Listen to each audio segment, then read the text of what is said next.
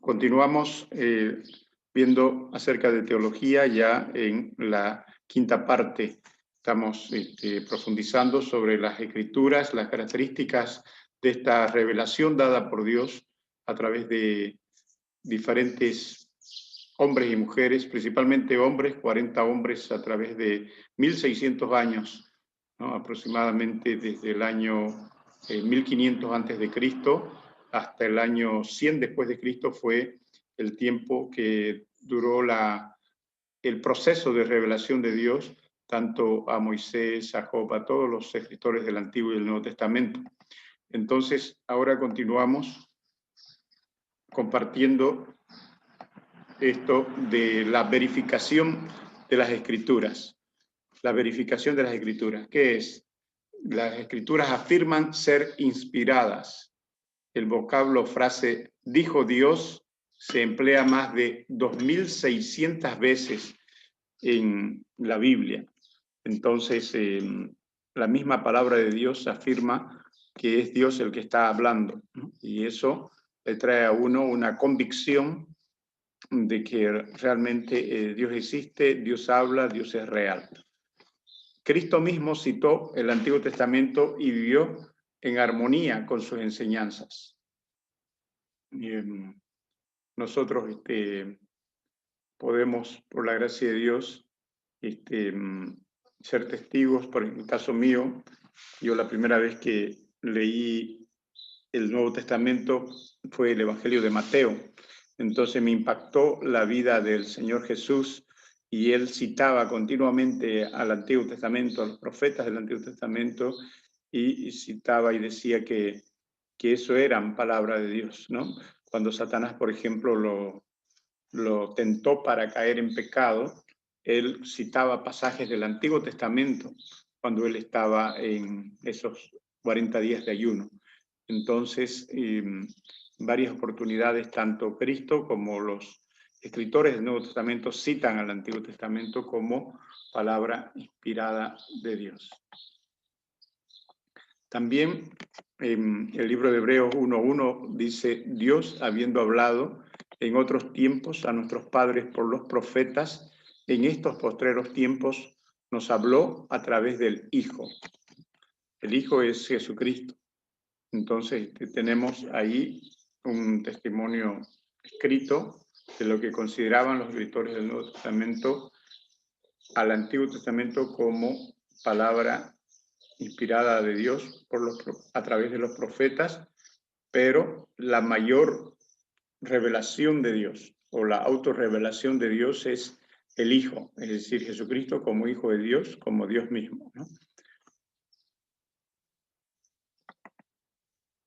En 1 Tesalonicenses 2:13 expresa la palabra de Dios, por lo cual nosotros sin cesar damos gracias a Dios de que cuando recibisteis la palabra de Dios que oísteis de nosotros, la recibisteis no como palabra de hombres, sino según es en verdad la palabra de Dios, la cual actúa en vosotros los creyentes. Es el apóstol Pablo quien está escribiendo esto, especificando que ellos consideraban que Dios los estaba utilizando a ellos como instrumentos para compartir la palabra de Dios. Tienen las escrituras entonces toda la apariencia de ser inspiradas.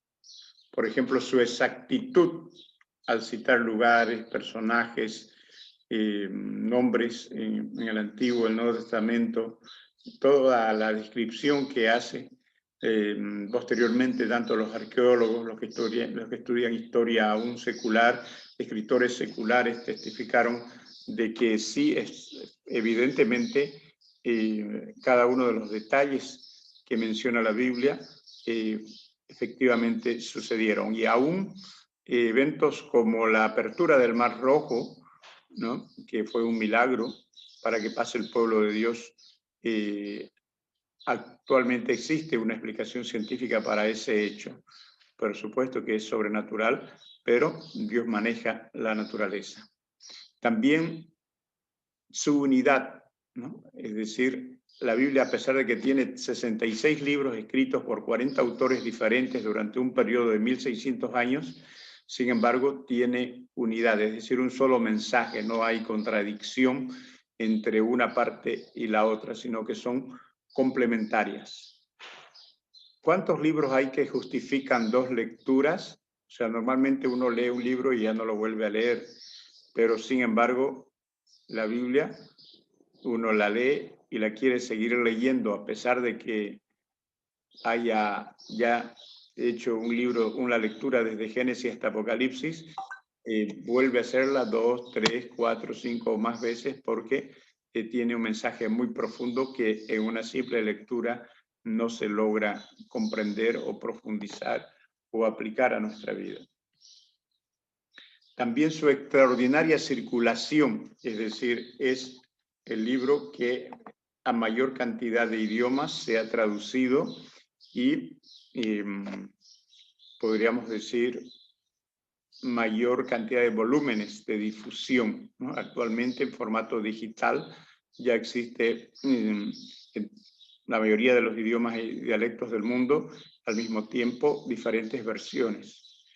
Su actualidad, es decir, que a pesar de que es un mensaje antiguo, sin embargo siempre es vigente esa palabra para toda generación porque está hecho en base a principios y valores eternos de Dios, porque Dios, por ejemplo, es santo, Dios es justo, Dios es bueno, Dios es perfecto, Dios es un Dios de amor. Todas esas características de Dios también quiere, por supuesto, que nosotros aprendamos de Él y de hombres y mujeres que vivieron por la gracia de Dios de acuerdo a esos principios. Su extraordinaria preservación, es decir, a pesar de que muchas veces quiso ser destruido por gente atea y por gente que estaba en contra de la palabra de Dios, sin embargo, ha sido preservada esa palabra hasta nuestros tiempos. También sus muchas profecías cumplidas que las vemos en el Antiguo Testamento, reflejadas en el Nuevo Testamento en Cristo, la forma que iba a morir, cómo le iban a quitar su ropa, la gente que lo iba a traicionar, y así muchos detalles. Igualmente hay profecías que están cumpliéndose, algunas del Antiguo Testamento o del Nuevo, respecto a estos últimos tiempos, ¿no? Uno siente que son inspiradas estas escrituras. Las escrituras obtienen por el testimonio del Espíritu esa confianza que merecen. Es decir, uno al leer, por ejemplo, las palabras que a mí más me impactó de Jesús en el libro de Mateo fue cuando dijo: yo soy la resurrección y la vida. El que vive y cree en mí no morirá eternamente. Y aunque muera, yo lo resucitaré en el último día. Entonces esas palabras dan testimonio a mi mente, a mi corazón, a mi espíritu, y yo confío en que Dios realmente resucita muertos, que yo si muero voy a resucitar, no porque yo lo diga, sino porque Dios lo dice, y tengo esa certeza interna en mi mente, en mi corazón, de que es el Espíritu Santo que me está dando esa certeza, ese sentimiento también, ¿no? De que es inspirada. Demuestran ser inspiradas las escrituras. La evidencia histórica, la interna y la experimental demuestran de que la Biblia es una escritura inspirada por Dios. La evidencia histórica es la forma como Dios se reveló en el Antiguo y el Nuevo Testamento a los personajes indicados en momentos oportunos. No es cuento, no es leyenda, no es una mitología, sino que fue una realidad. Algo histórico, podríamos decir en ese sentido, es científico en el sentido de que no hay ningún hecho que pueda decir esto es falso. Por lo tanto, si es verdadero, la arqueología, la historia lo corroboran, entonces demuestra esa escritura de que es, y también la evidencia interna, lo que uno siente internamente y lo que piensa. Y en el caso de la experimental, bueno, cuando uno conoce a Dios, cuando uno se entrega, cuando uno nace de nuevo, cuando uno se convierte a Dios, entonces tiene una experiencia única, podríamos decir, que nadie la puede negar, pues algo que sucede en el ser humano, ¿no? Y que usted todos nosotros estamos invitados a tener esa experiencia, esa vivencia, ¿no? Experimental.